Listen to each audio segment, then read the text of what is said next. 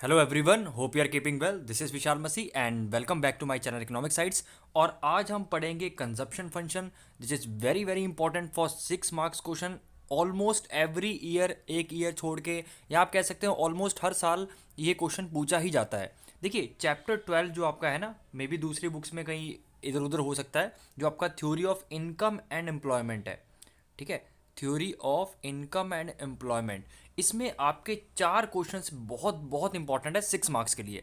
जिसमें पहला क्वेश्चन है आपका कंजप्शन फंक्शन, दूसरा है आपका सेविंग फंक्शन, तीसरा और चौथा क्वेश्चन है आपका इक्विलिब्रियम से रिलेटेड।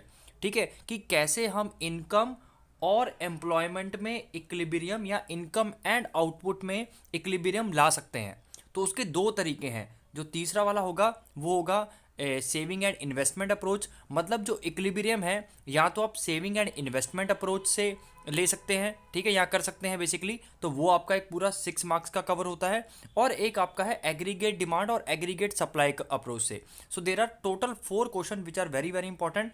पहला जो कि हम इस वीडियो में करेंगे दैट इज कंजप्शन फंक्शन, दूसरा दैट इज सेविंग फंक्शन, तीसरा how the equilibrium is maintained और how the equilibrium is attained in income employment या output through saving and investment approach, and how the equilibrium point is obtained in the economy through aggregate demand and aggregate supply approach। तो मेरी बात आपको चीज़ें समझ में आ रही होंगी। इन चारों क्वेश्चन के अलावा आपका 6 मार्क्स के लिए इस चैप्टर में से और कोई क्वेश्चन नहीं आएगा। I can bet you. Okay, इतने इंपॉर्टेंट है ये चारों क्वेश्चन। तो आज हम डिस्कस करेंगे first question that is a consumption function, और जिसे बोला जाता है प्रोपेंसिटी टू कंज्यूम। सबसे पहले बता दूं, इसके थोड़ा सा आपको बैकग्राउंड बता दूं। ये बेसिकली ये जो थ्योरी है पूरी income and employment, it was given by the Keynes. Okay, he was a very eminent economist basically. 1929 में यूएस में एक बहुत ज़्यादा रिसेशन आया था, तो उन्होंने ये अपनी थ्योरी दी। ठीक है, तो कीन्स ने इसे निकलने के लिए थ्योरी दी। स्टार्टिंग में इकोनॉमिस्ट ने इसको मजाक समझा, लेकिन धीरे धीरे जब इसको इम्प्लीमेंट किया गया तो इसी थ्योरी ने, ये पूरी जो थ्योरी है आपकी, अगर आप समझेंगे इस अच्छे से इनकम एंड एम्प्लॉयमेंट को, ठीक है, बेसिकली, तो उस थ्योरी की वजह से जो है आपका पूरा जो रिसेशन है, पूरे जो वर्ल्ड में रिसेशन आया था, उससे इकॉनमी बाहर आई थी। ठीक है, सो इतनी इंपॉर्टेंट चीज़ है, इसलिए आपको बेसिकली पढ़ाई जाती है। तो इसमें हम बेसिकली इस थ्योरी के बिल्कुल फंडामेंटल्स पढ़ेंगे, ताकि आपको पूरी थ्योरीज बाद में अच्छे से, जब आप इसे आगे पढ़ेंगे, समझ में आ जाएगी। चलिए, तो कंजप्शन फंक्शन क्या है? देखिए, कंजप्शन फंक्शन क्या है? एक तरह का रिलेशनशिप है एक कंज्यूमर की, उसके कंजप्शन पैटर्न में, और बेसिकली उसकी इनकम में। जो इनकम होती है ना, उसे हम वाई से डिनोट करते हैं। तो कंजप्शन फंक्शन कुछ नहीं है, रिलेशनशिप है एक कंज्यूमर की, कि वो कैसा उसका कंजप्शन पैटर्न होता है with respect to his income. ठीक है, सो सिंपल। अगर आप सबसे पहले, आप जब 6 मार्क्स का क्वेश्चन आएगा आपका कि explain the consumption function with the help of diagram. ठीक है, तो सबसे पहले आप ये लिखेंगे इसकी स्टेटमेंट, कंजप्शन फंक्शन और propensity to consume shows the relationship between the total desired consumption by the household and income. तो मैंने ऑलरेडी बता दिया कि एक रिलेशनशिप है कि जो उसका टोटल डिजायर्ड कंजप्शन है, जितना वो करना चाहता है, और बेसिकली उसकी इनकम के बीच में जो रिलेशनशिप है, उसे एक बोलते हैं हम कंजप्शन फंक्शन। ठीक है, I hope I am very very clear till here. और जैसे मैं आपको ये बेसिकली नोट्स दे रहा हूँ, वैसे ही लिखिएगा 6 मार्क्स के लिए।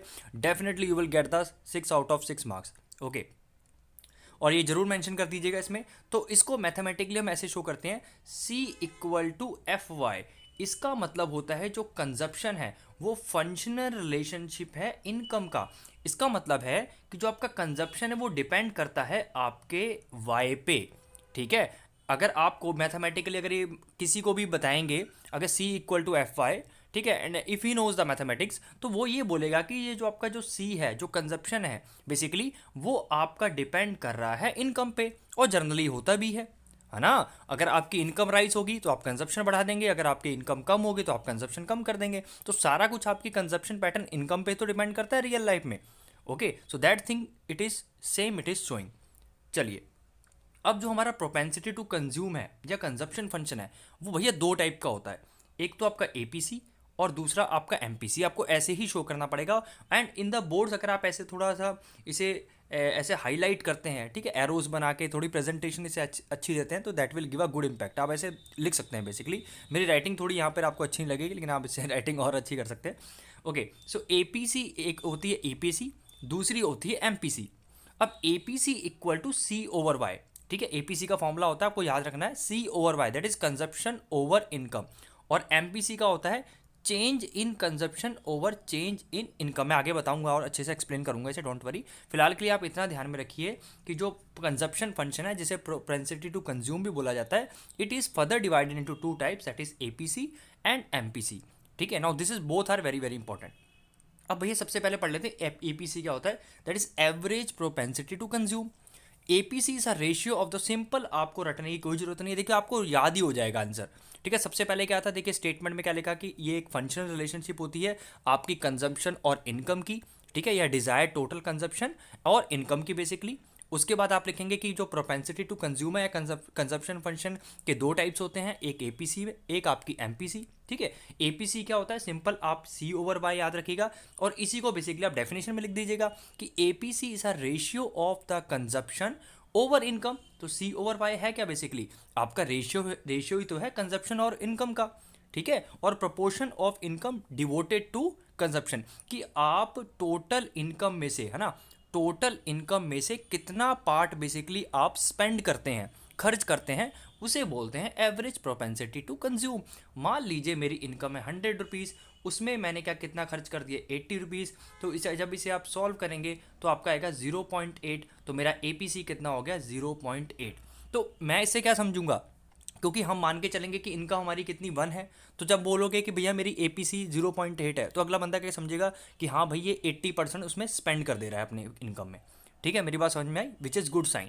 ओके, अगर आपकी जो प्रोपेंसिटी टू कंज्यूम अगर इकोनॉमी में नीचे गिरती जाएगी, तो आपका जो है बेसिकली इकोनॉमी में जो मैक्रो लेवल पे काफ़ी आपको हार्मफुल जो कॉन्सिक्वेंसेज देखने को मिल सकते हैं। नेक्स्ट है आपका मार्जिनल प्रोपेंसिटी टू कंज्यूम। अब इसमें क्या डिफरेंस है, देखिए सिंपल आपको अगेन क्या याद रखना है, एमपीसी क्या होता है, that is change in consumption over change in income. इसका मतलब होता है मार्जिनल, मतलब देखो एडिशनल, कि आपकी जब इनकम चेंज होती है, मतलब एक पर्टिकुलर इनकम है, मान लो 100 रुपीज़ है, और जब आपकी इनकम 200 हुई, कि उसकी इनकम की चेंज होने की वजह से आपका कंजप्शन में कितना फ़र्क आया है। तो जैसे मेरा 100 पे कितना था 80 कंजप्शन था, अब 200 पे मैंने मान लो कर दिया 150। ठीक है, तो मेरा एमपीसी क्या होगा, change in consumption. Change in consumption कितना है, देखो चेंज इन कंजप्शन अगर करेंगे तो 150 माइनस 80 दैट इज 70। ठीक है, 70 होगा, ऑब्वियसली बात है, चेंज आप माइनस करके ही निकालेंगे कि कितना बेसिकली आपका, ये आपका कंजप्शन है, ये आपकी इनकम है। जब आपकी इनकम 100 थी तो कंजप्शन आपका 80 था, है ना, जब 200 हो गई तो 150 हो गया, तो चेंज इन कंजप्शन कितना है, 70 तो आया ना, है ना, 70 यूनिट से आया। और यहाँ पे कितनी इनकम चेंज हुई आपकी 100 रुपये, है ना, तो ये आपका जब डिवाइड करेंगे तो 0.7 आपका क्या है एमपीसी। क्लियर हुई मेरी बात, बहुत अच्छे से समझ में आ गया, दैट्स वेरी गुड। ओके, तो आपको ये दोनों चीज़ें अब अच्छे से रट गई होंगी। Okay, now this is very very एक तरह का बेस है आपका कंजप्शन फंक्शन का। अब इसे आप एक डायग्राम से समझते हैं। देखिए अब ये डायग्राम बड़ा इंटरेस्टिंग है, ठीक है, ध्यान से समझिएगा और बड़ा प्रैक्टिकल है। होता क्या है कि हम क्या करेंगे, एक एक्स एक्सिस लेंगे और एक वाई एक्सिस लेंगे। ठीक है, एक्स एक्सिस में हम इनकम को शो करेंगे और वाई एक्सिस पे किसको शो करेंगे, कंजप्शन को शो करेंगे, या कंजप्शन एक्सपेंडिचर ले लीजिए आप।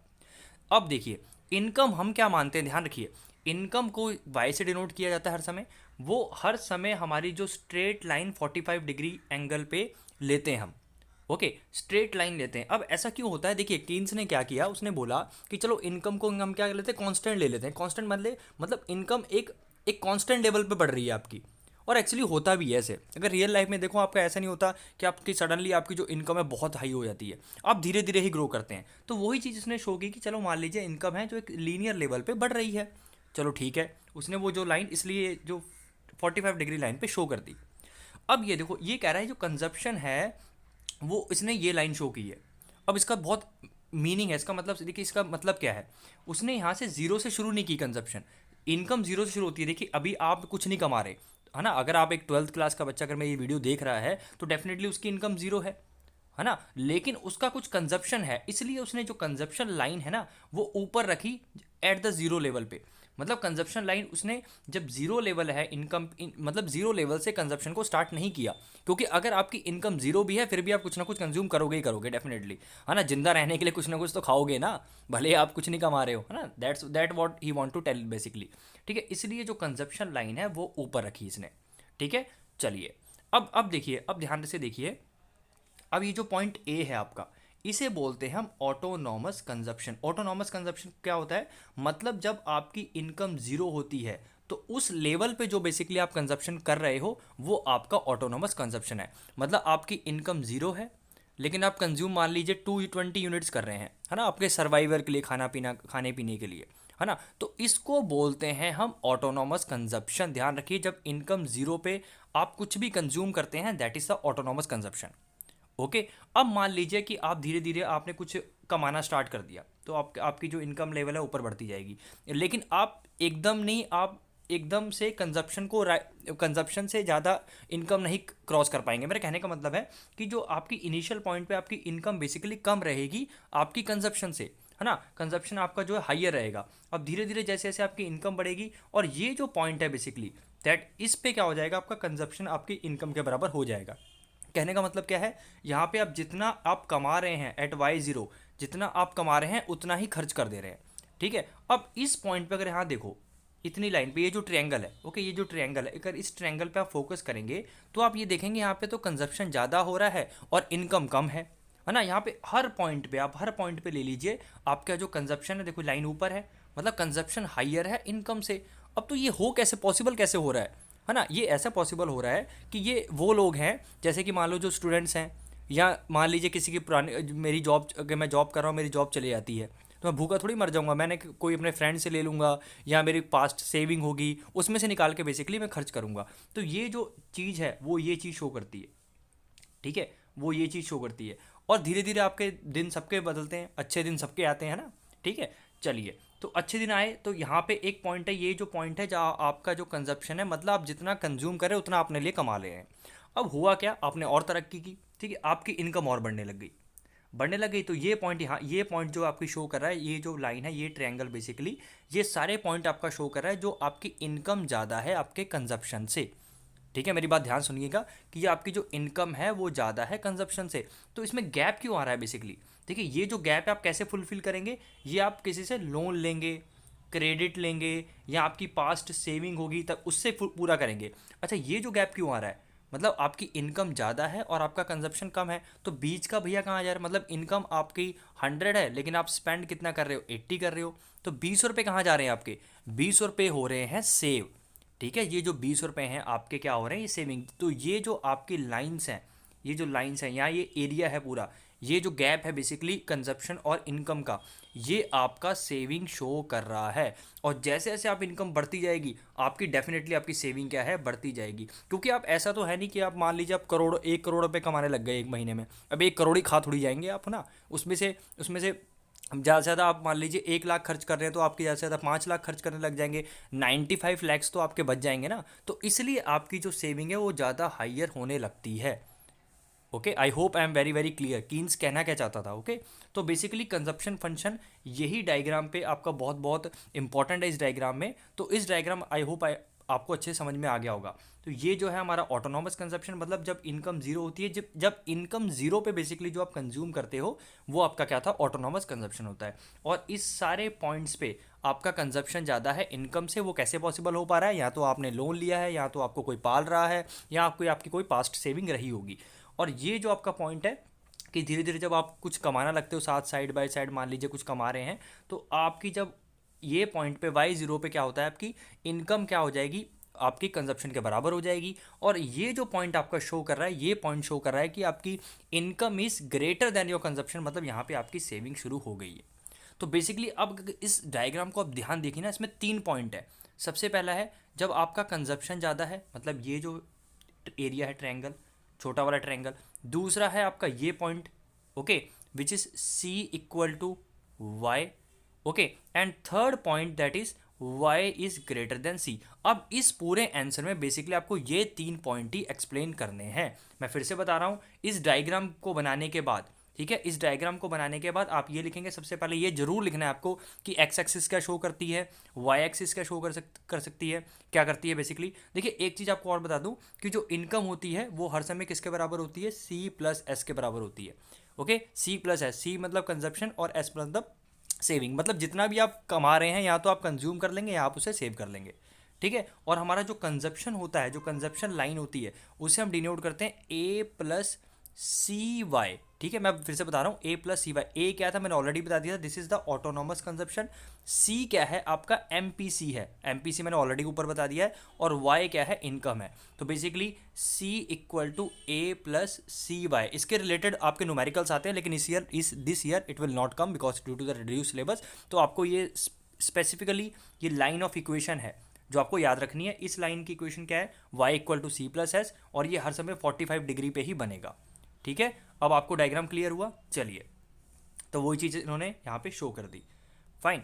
अब देखिए, मैंने आपको बताया था कि आपको 3 पॉइंट डिस्कस करने हैं, तो आप सबसे पहले क्या लिखेंगे, वही 3 पॉइंट हम डिस्कस करेंगे। तो सबसे पहले पॉइंट है, consumption function shows the direct relationship between the income and consumption. तो सबसे पहले आप ये पॉइंट लिखेंगे कि जो कंजप्शन फंक्शन है वो क्या शो करता है, डायरेक्ट रिलेशनशिप शो करता है इनकम और कंजप्शन की। सीधी सी बात है, बिल्कुल सही बात है कि मान लो आपकी ये इनकम है और ये आपकी कंजप्शन है। अगर आपकी इनकम बढ़ती है तो कंजप्शन भी बढ़ जाता है, अगर इनकम कम होती है तो कंजप्शन भी क्या हो जाता है, कम हो जाता है। तो वही चीज़ में लिखी है।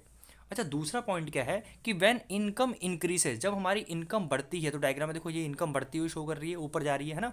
कंजप्शन इंक्रीजेस, हमारा कंजप्शन भी बढ़ता है, देखो कंजप्शन भी बढ़ रहा है, ठीक है। But MPC APC falls because consumer starts saving. देखो, लेकिन आप एक कहने का मतलब है कि आपका जब इनकम बढ़ती है ना, कंजप्शन भी बढ़ेगा, डेफिनेटली बढ़ेगा। देखो इनकम बढ़ रही है, कंजप्शन भी बढ़ रहा है, लेकिन जो आपके एपीसी है और एमपीसी है वो फॉल होंगे। अब बोलेंगे सर ऐसा क्यों होगा, क्योंकि आप क्या करेंगे, सेविंग शुरू कर देंगे ना। देखो ये क्या होता है, प्रोपेंसिटी टू कंज्यूम, मतलब हमारे खर्च करने की टेंडेंसी। प्रोपेंसिटी मतलब खर्च करने की टेंडेंसी। तो ऑब्वियसली बात है, एक लेवल पे आपके जब इनकम बहुत ज़्यादा आपकी बढ़ने लग जाएगी, इनकम जब राइज होने लग जाएगी, आप उतना कंज्यूम नहीं कर पाएंगे, तो डेफिनेटली हमारे जो खर्च करने की जो टेंडेंसी है उसमें फॉल आपको देखने को मिलेगा, नहीं मिलेगा। अब ये देखिए कितना गैप आ रहा है, तो मान लीजिए और बढ़ता जाएगा, तो यहाँ पे हमारा जो एपीसी है और एमपीसी है वो फॉल होता रहेगा, है ना। ऑब्वियसली बात है बेटा, ऑब्वियसली सब समझ में आ रहा है ना मेरी बात, मैं कहना क्या चाह रहा हूँ। मतलब हमारे जो खर्च करने की टेंडेंसी है वो हमारी कम होती रहती है जैसे कि हमारी इनकम बढ़ती है। हम कंज्यूम ज़्यादा करते हैं, 1 लाख, ठीक है, 1 लाख पहले हमारी 10 लाख इनकम थी तो हम 1 लाख खर्च कर रहे थे, अब 1 करोड़ होगी तो हम 5 लाख कर रहे हैं। कंजप्शन तो हमने राइज किया है 4 लाख से, लेकिन अगर ओवरऑल देखें खर्च करने की जो टेंडेंसी है वो तो हमारी कम हुई है ना। Okay, that thing I want to tell you. Okay, next thing that is at point C, क्योंकि आपने वहाँ पे सेविंग शुरू कर दी थी। ओके, सो एट थर्ड लिखोगे एट पॉइंट सी, मतलब at point C is greater than Y. मतलब आपको पहला जो मैंने पॉइंट बताया था, 3 पॉइंट जो आपको डिस्कस करने हैं, कि जो आपका पहला पॉइंट है where C is greater than Y, there is a consumption even at the zero level of income which is called the autonomous consumption, मैंने ऑलरेडी बता दिया है। And it is denoted by A in the above diagram, so the income increases as the consumption also increases, ठीक है। तो आपको क्या लिखना है, जो पहला पॉइंट है, आपको बेसिकली 3 पॉइंट आपको डिस्कस करने थे, मैंने आपको बता दिया था। जो पहला पॉइंट आप ये लिखेंगे, दैट इज आप ये लिखेंगे कि आपकी कि इस पॉइंट पे, ठीक है, जो आपकी जो autonomous, first of all you will mention in this autonomous consumption कि जो ए डिनोट कर रहा है डायग्राम में, that is autonomous consumption, means it is a consumption at the zero level of income and the consumption rises as the income rises, but at all the points at here consumption is more than your income, ठीक है। तो वही चीज़ आपको यहाँ पे लिखनी है, okay, ठीक है, that is same thing, it is written here, fine. और फोर्थ लिखोगे when the C equal to Y, मतलब सेकंड पॉइंट मैंने बता दिया था, जब ये आपका ये है, ये पॉइंट है आपका बेसिकली। ओके, ये फर्स्ट मान लो, ये सेकंड मान लो, ये थर्ड मान लो, ये पॉइंट तो आपको लिखने ही तीनों करना जरूरी है, ठीक है। When C equal to Y at point G, that is point G, मतलब उसे हम जी मान लेते हैं। Here the consumption is consumption is equal to income, मतलब जितना पर्सन वो कंज्यूमर कमा रहा है उतना ही वो खर्च कर दे रहा है। देन फिफ्थ देखो, when C is less than Y, है ना, मतलब ये पॉइंट हमारा, ये पॉइंट बेसिकली, ठीक है। जैसे कि मैंने बोला था 3 पॉइंट आपको डिस्कस करने, एक तो ये डिस्कस करना है, एक ये डिस्कस करना है और ये डिस्कस करना है, ठीक है। तो ये जो पॉइंट है that is Y is income is greater than your consumption. तो बेसिकली आप क्या लिखेंगे, at point at point where Y is higher than your income, Y higher than your consumption और your income is greater than your consumption, it above the point G. Obviously बात है, जो हमारा point जी है उससे अबव है, ये हमारा पॉइंट जी था उससे ऊपर है। In the diagram here the income is more then the consumption, यहाँ पे हमारी जो इनकम है वो ज़्यादा है कंजप्शन पे, so the difference between them is saving. तो मैंने ऑलरेडी बता दिया था कि जो डिफरेंस है, जो गैप है, बेसिकली वो पैसा कहाँ जा रहा है, वो सेविंग हो रही है। और जो आपकी वैल्यू ऑफ एमपीसी है, मार्जिनल प्रोपेंसिटी टू कंज्यूम है, वो हर समय 0 to 1 के बीच में ही आएगी। ठीक है, ये ध्यान में रखिएगा, 0 to 1 के बीच में इसलिए आएगी क्योंकि आप कभी भी आप जो 1 से ऊपर एक्सीड नहीं कर सकते, क्योंकि जितनी आप इनकम है उतने उससे एक्सीड खर्च थोड़ी कर सकते हैं। तो आपकी जो मार्जिनल प्रोपेंसिटी टू कंज्यूम है वो हर समय 0 to 1 के बीच में ही लाई करेगी। ठीक है, ओके। और जितना आप so I hope I am very very clear. So इतना लिखना है आपको, ठीक है। This is how much you have to write for the 6 marks question. Okay, तो आई होप आपको एक बार जब वीडियो को देखेंगे और एक बार उसे जब पढ़ेंगे तो आपको याद हो जाएगा। तो मैं एक बार फिर से ये पूरा रोल आउट कर दे रहा हूँ। ये पूरा क्वेश्चन आपको ऐसे लिखना है। सबसे पहले आपको स्टेटमेंट लिखनी है, ठीक है। उसके बाद आपको ये 2 टाइप्स बताने हैं। इसकी डेफिनेशन रटने की जरूरत नहीं है, ये 2 याद रखिएगा। इसी को आप क्या बना लीजिएगा, डेफिनेशन बना लीजिएगा। उसके बाद देखिएगा let us understand with the help of diagram. Okay, then make this diagram. आपको डायग्राम अच्छे समझ में आ गया होगा। और इस डायग्राम में बेसिकली आपको 3 पॉइंट ये जरूर हाईलाइट करने हैं। This is very very important. ये पॉइंट जी है जहाँ पे सी आपका वाई के बराबर आ जाएगा। ये पॉइंट ए है जो कि ऑटोनॉमस कंजप्शन होता है। Y equal to C plus S होता है, और जो C equal to A plus C Y होता है। ठीक है, ये चीज़ें आपको याद रखनी है, और यही चीज़ें बेसिकली डायग्राम के बारे सबसे पहले आपको ये चीज़ लिख देनी है। ठीक है, जो मैंने अभी चीज़ें बताई वो आप इसे लिख दोगे ताकि एग्जामिनर को पता लगे कि आपको नॉलेज है कि ये क्या क्या चीज़ें हैं। ठीक है, वो चीज़ आपने डिस्क्राइब कर दिया डायग्राम के बारे में। बेसिकली ऊपर जो डायग्राम है उसे डिस्क्राइब कर दिया। उसके बाद सबसे पहले लिखोगे कि जो कंजप्शन फंक्शन है वो डायरेक्ट रिलेशनशिप शो करता है आपकी इनकम और कंजप्शन की। दूसरी बात है कि जब आपकी इनकम बढ़ती है, कंजप्शन बढ़ता है, लेकिन हमारी जो एमपीसी है, एपीसी है, वो फॉल होती रहती है। मैंने बताया क्यों, क्योंकि कंज्यूमर है वो सेविंग स्टार्ट करना शुरू कर देता है। दूसरी बात है कि जब हमारी कंजप्शन ज़्यादा है आपकी इनकम से, तो आपको ऑलरेडी पता है, तो उस पर क्या होगा, इस पॉइंट पे बेसिकली जो ये पूरा रीजन होगा आपको एक ऑटोनॉमस कंजप्शन देखने को मिलेगा। और इस पे जितने भी पॉइंट्स पे आपका जो कंजप्शन है वो ज़्यादा रहेगा इनकम से, और यहाँ पे जो भी कंज्यूमर बेसिकली स्पेंड करेगा, या तो वो लोन लेगा, या तो वो क्रेडिट लेगा, या उसकी पास्ट सेविंग होगी। ठीक है, okay. Then this is a fourth when, दूसरा पॉइंट है आपका where C equal to Y.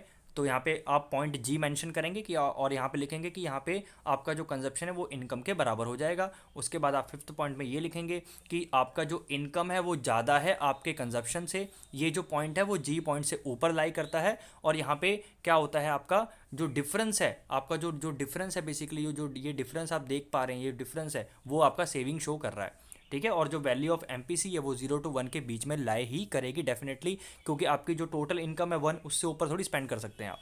ठीक है, so I hope I am very very clear with this. So अगर किसी को नोट्स चाहिए तो specifically, so you can just draw comment on the section, then will see how it can be given to you. So thank you so much, God bless you. करता है आपकी saving और income की। Basically saving function या propensity to save क्या है, आपका आपका एक तरह की रिलेशनशिप शो करता है between the saving and income. ठीक है, क्योंकि आपको पता है इकोनॉमी में जैसे इनकम एक बहुत ही इंपॉर्टेंट यूनिट है, वैसा ही सेविंग भी हमारा एक बहुत इंपॉर्टेंट यूनिट होता है। ठीक है, so the difference between income and consumption shows the saving. तो बेसिकली आपकी जो सेविंग है क्या, आपकी जो अगर इनकम में से जो आप कंजप्शन माइनस कर देते हो वो किसके बराबर आता है, आपकी सेविंग में से। ऑब्वियसली बात है, अगर आपकी इनकम 100 रुपीज़ है और उसमें से आपने जो 80 रुपीज़ कंज्यूम कर लिए हैं तो बचे कितने, 20। So that is your saving. Okay, so actually the saving is a nothing but the difference between the income and the consumption. ठीक है, तो जैसे कि आपको पता है वाई इनकम हमारे किसके बराबर होता है, कंजप्शन प्लस सेविंग के। मतलब जो भी इनकम है, either you will consume either you will save. ठीक है, तो जो y that is always equal to C plus S. तो आपको मैथमेटिकली आपने छोटी क्लासेस में पढ़ा होगा कि जब आपको s चाहिए तो आप इसे c को बेसिकली इक्वल टू से उधर ले जाते हैं, and you will get the s equal to y minus C. That is a very simple mathematics. So I hope you understood till here. तो जैसा कि आपको 6 मार्क्स के लिए मैंने बताया वैसे ही लिखना है जैसा कि ये मैंने नोट्स में शो कर रहा है, अगर कर रखा है। अगर किसी को ये पीडीएफ चाहिए तो मेरा टेलीग्राम चैनल जो है, जिसका लिंक मैं डिस्क्रिप्शन बॉक्स और चैट बॉक्स में दे दूंगा, वहाँ पे जाके आप टेलीग्राम चैनल सब्सक्राइब कर सकते हैं, and you can get the PDF also. So उसके बाद आपको लिखना है that saving function propensity to save have the 2 concepts. Basically जो हमारा सेविंग फंक्शन है या प्रोपेंसिटी टू सेव है, उसे फर्दर 2 हिस्सों में डिवाइड किया जाता है। जैसे कंजप्शन फंक्शन को 2 हिस्सों में डिवाइड किया जाता था। ठीक है, वैसे ही सेविंग फंक्शन को हम दो हिस्सों में डिवाइड करते हैं, that is APS and MPS. तो बेसिकली एपीएस क्या होता है, that is a simply a ratio between the S over Y, मतलब एवरेज प्रोपेंसिटी टू सेव, और APS is a ratio of S over Y. और हमारा जो मार्जिनल प्रोपेंसिटी टू कंज्यूम होता है, sorry marginal propensity to save होता है, तो मार्जिनल मीन्स एडिशनल, मतलब कि जब आपकी इनकम चेंज होती है तो उस चेंज के रिस्पेक्ट में बेसिकली आप कितनी सेविंग जो आप करते हैं, ठीक है। मतलब तो इसका फॉर्मूला क्या होता है, change in saving upon change in income, basically कि मतलब चेंज इन इनकम से, मतलब जितनी आपकी इनकम चेंज होती है, ठीक है, उस रिस्पेक्ट से आप जो अपनी सेविंग में कितना चेंज लाते हैं। सो बेसिकली इसका जो एमपीएस है वो आपका किस में डील करता है, एडिशनल सेविंग में, ठीक है, कि जैसे आपकी इनकम इंक्रीज होती है, फॉल होती है, मतलब जो चेंज आता है उस रिस्पेक्ट में सेविंग में बेसिकली क्या चेंज आता है, वो आपका रेशियो है, दैट इज एमपीएस। और एपीएस सिंपली आपका क्या है, रेशियो है सेविंग ओवर इनकम का, ठीक है। जैसे मान लीजिए कि आपकी 100 में से आप 20 रुपीज़ सेव कर रहे हैं, तो इसका एपीएस क्या होगा, 0.20, ठीक है। और आपका अगर एमपीएस शो करना होगा आपको, तो मान लीजिए अब जब आपकी इनकम 100 थी, ठीक है, तो आप कितना कर रहे थे, 20 सेव कर रहे थे। और जब इनकम आपकी 200 हो गई तो आपने 40 सेव कर दिया। तो बेसिकली आपको अब क्या निकालना है कि चेंज इन सेविंग, तो कितनी चेंज आया सेविंग में, आपका 20 से आया, तो आपने 20 लिख दिया ऊपर, because change in saving is 20। तो बेसिकली चेंज इन जो सेव आया है डेल्टा एस आपका कैसे आया, 40 माइनस 20। ऐसे ही आप चेंज इन इनकम निकाल देंगे या डेल्टा वाई निकाल देंगे, that will be 200 minus 100, that will be equal to 100। तो आपका एमपीएस आ गया 0.20। यहाँ पे बेसिकली जो कोइंसिडेंस है कि हमारा 0.20 जो है एपीएस और एमपीएस सेम आ गया, लेकिन ऐसे होता नहीं है बिकॉज हमने क्वेश्चन ही इस टाइप का लिया था। So I hope I am very very clear till here. तो उसके बाद आपको एपीएस की डेफिनेशन देनी है। देखो एपीएस की डेफिनेशन आपको रटने की कोई ज़रूरत नहीं है। आपको क्या लिखना है, सिंपल, कि it is a ratio of the saving over income और the part of income is devoted to saving. Basically आपका एपीएस है क्या, कि जो आपकी इनकम है, टोटल इनकम है, उसमें से कितना पार्ट बेसिकली आप सेव कर देते हो, ठीक है। So that is a APS. अब आ जाइए एमपीएस में। तो एमपीएस में मैंने क्या बताया था कि एडिशनल कितनी सेविंग होती है, मतलब कहने का मतलब है कि इट चेंजेस और it is totally depends on your change in income, की जब आपकी इनकम में बेसिकली जब चेंज आता है तो उस रिस्पेक्ट में बेसिकली जो सेविंग कितनी चेंज होती है आपकी। मैंने ऑलरेडी एक आपको एग्जाम्पल से भी समझा दिया है। तो marginal propensity to save is ratio of change in saving over the change in income. So ठीक है, तो ये इसका आपको डेफिनेशन है, इसको रटने की कोई ज़रूरत नहीं है। तो मार्जिनल प्रोपेंसिटी टू सेव, ठीक है, प्रोपेंसिटी का मतलब क्या होता है, देखो capacity, okay. So marginal propensity to save is a ratio of change in saving over the change in income.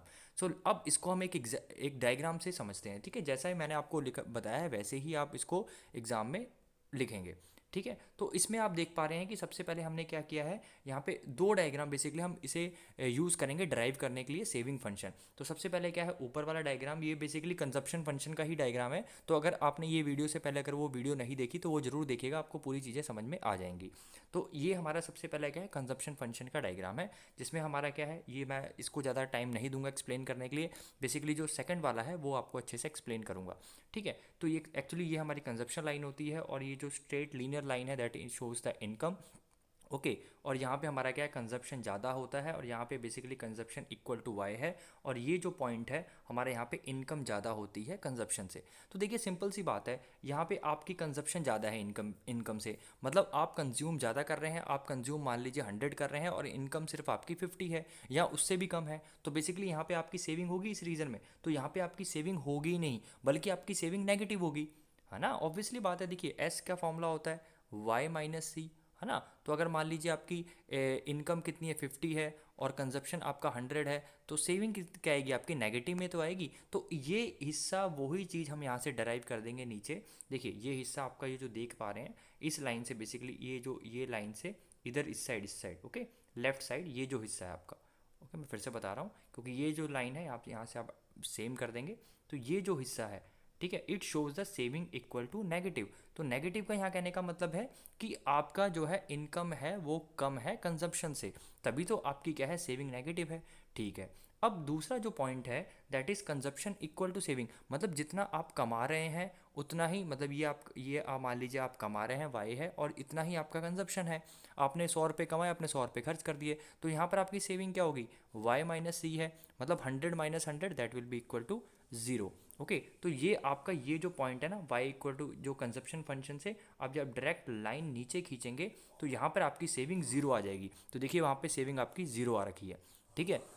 अब आ जाइए आप तीसरा जो उसका पॉइंट है, that is Y is greater than C, मतलब आपकी जब क्या है इनकम है। देखिए यहाँ पे तीन बेसिकली आपके पॉइंट्स है जो आपको जहाँ से सेविंग निकलेगी। सबसे पहले ये हिस्सा है, दूसरा आपका ये फर्स्ट है, ये दूसरा है, और यहाँ से आपका तीसरा हिस्सा शुरू होता है, ठीक है। तो पहले दो हिस्से मैंने ऑलरेडी बता दिया। तीसरा हिस्सा क्या है आपका, तीसरा पार्ट है कि बेसिकली जब आपकी इनकम ज़्यादा है कंजप्शन से, मतलब आपकी इनकम तो क्या है 200 है लेकिन कंजप्शन सिर्फ 100 कर रहे हैं, तो यहाँ पे सेविंग होगी, बिल्कुल होगी, क्योंकि सेविंग क्या होता है वाई माइनस सी। तो जब इन दोनों को माइनस करेंगे तो कितना आएगा, ₹100। तो यहाँ पे आपको सेविंग देखो पॉजिटिव दे रखी है, क्योंकि इस हिस्से पे आपकी सेविंग जो है आपकी शुरू हो जाती है, ठीक है। तो वो कहने का क्या मतलब है इस डायग्राम का कहने का ये मतलब है बेसिकली आपको 3 पॉइंट ध्यान में रखने हैं। जो पहला पॉइंट है कि जब आपका कंजप्शन ज़्यादा होता है इनकम से, तब आपकी जो सेविंग होती है वो नेगेटिव होती है, मतलब इस जो एक्स एक्सिस से नीचे नीचे एरिया है ये पूरा आपका नेगेटिव शो कर रहा है। और जब आपका ये जो पहला पॉइंट है आपका, जो कंजप्शन ज़्यादा है इनकम से, ये जो हिस्सा, ठीक है, ये दो पॉइंट आपका शो कर रहा है। दूसरा आपका है कि जब आपकी कंजप्शन किसकी बराबर है, इनकम के बराबर है, तब आपकी सेविंग क्या हो जाएगी, ज़ीरो हो जाएगी। और यहाँ पे सेविंग क्या होगी आपकी, नेगेटिव होगी, ठीक है, यहाँ पे सेविंग आपकी नेगेटिव होगी। और तीसरा पॉइंट है जब आपका इनकम ग्रेटर है आपके कंजप्शन तो सेविंग यहाँ पे पॉजिटिव में आ जाएगी, मतलब यहाँ पे जो कंज्यूमर है इस रीजन में वो अपना सेविंग करना शुरू कर देगा, ठीक है। तो बेसिकली ये आपका एक ऐसा ब्रेक इवन पॉइंट है, इसके नीचे सेविंग नेगेटिव होती है, इस पॉइंट पे सेविंग ज़ीरो होती है, और इससे ऊपर हमारी जो सेविंग होती है वो ग्रेटर देन ज़ीरो होती है। तो इसलिए हमने जो बेसिकली ये जो डायग्राम है, ये जो कंजप्शन फंक्शन का डायग्राम है यूज़ किया गया है। कई बुक्स में सिर्फ आपको यही मिलेगा, ठीक है, लेकिन आप ये दोनों डायग्राम शो कर सकते हैं ताकि एग्जामिनर को क्लियर हो जाए। तो सबसे पहले आपको क्या लिखना है, यहाँ पर एक्स एक्सिस लिखना है शोज इनकम, जो एक्स एक्सिस क्या शो करती है, इनकम शो करती है, वाई एक्सिस हमारे यहाँ पर कंजप्शन शो कर रही है और सेविंग शो कर रही है। तो दोनों हमने यहाँ पे लिख दिया, और ये आपको फॉर्मूले ऑलरेडी पता है। और इसकी इक्वेशन ऑफ लाइन होती है, देखिए सेविंग की इक्वेशन ऑफ लाइन क्या होती है, -a+sy। जैसे कंजप्शन की क्या होती थी, a प्लस, ओके, आपकी क्या होती थी, cy होती थी, है ना, small c stands for, that was MPC। और यहाँ पे जो स्मॉल s है वो स्टैंड कर रहा है आपका MPS पे, ठीक है, that small stands for MPS। So basically जो इक्वेशन ऑफ सेविंग आपको ये लाइन ध्यान रखनी है, जो equation of basically line of the जो सेविंग है, इसकी जो आपकी जो सेविंग कर्व की बेसिकली इक्वेशन है वो आपकी ये है, ठीक है, ओके। और ये तो मैं आपको ऑलरेडी बता ही दिया है, ठीक है। तो आपको ये ज़्यादा इसको आपको बस ये याद रखना है, आपको लिखना है बस, इसको ज़्यादा डीपली मत जाइएगा, डोंट वरी, ओके, ठीक है। ओके, अब मैंने ऑलरेडी आपको बता दिया कि after making this diagram, basically आपको ये लिखने के बाद, ये डायग्राम और ये लिखने के बाद आपको 3 पॉइंट एक्सप्लेन करने हैं कि जब आपकी सेविंग ज़ीरो है, ठीक है। देखिए सेविंग आपकी ज़ीरो कब होगी, ऑब्वियसली बात है जब कंजप्शन किसके बराबर होगा, आपके इनकम के बराबर होगा। जैसे कि मैंने ऑलरेडी बता दिया, this point is where saving is equal to zero when correspond, so ये पॉइंट बेसिकली कॉरस्पॉन्ड किसको करता है, जी को। अब जी कौन सा है आपका पॉइंट, ये है आपका पॉइंट, ठीक है, जी, ये पॉइंट जी है, ठीक है।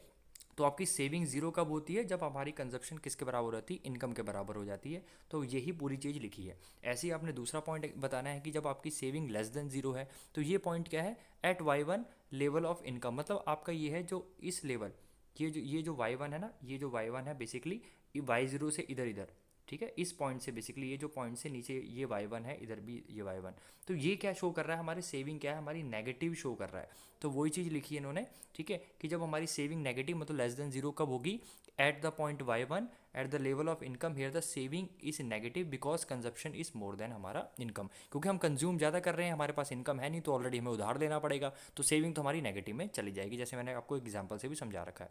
ऐसे ही थर्ड पॉइंट आपको लास्ट ये लिखना है कि व्हेन सेविंग आपकी क्या है, saving is basically more than zero, saving is more than zero मतलब आपकी पॉजिटिव है। ये कब होगी, जब आपका कंजप्शन जो है वो क्या होगी, ग्रेटर होगी आपकी किससे, इनकम से, ठीक है। तो I hope I am very very clear with this, आपको अच्छे समझ में आ गया होगा। तो आपको ऐसे ही लिखना है जैसे मैंने आपको समझाया है, and you will definitely get 6 out of 6।